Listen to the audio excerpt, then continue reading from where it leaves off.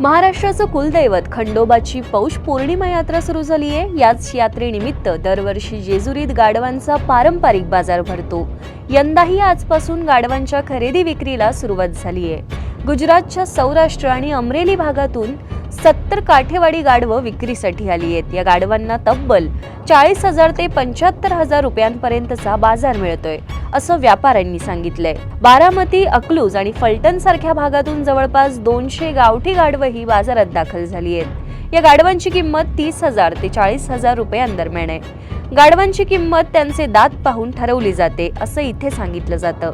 मात्र यंत्रयुगात गाढवांचा वापर कमी होत चालल्यामुळे हा बाजार आता उतरणीला लागलाय। तरीही खंडोबा देवाच्या यात्रेत भरलेल्या या गाढवांच्या बाजाराचं आकर्षण आजही कायम आहे। यंदाच्या यात्रेला आलेल्या भाविकांसाठी खंडोबा देवाचं दर्शन घेऊन या बाजाराचाही आनंद लुटता येणार आहे।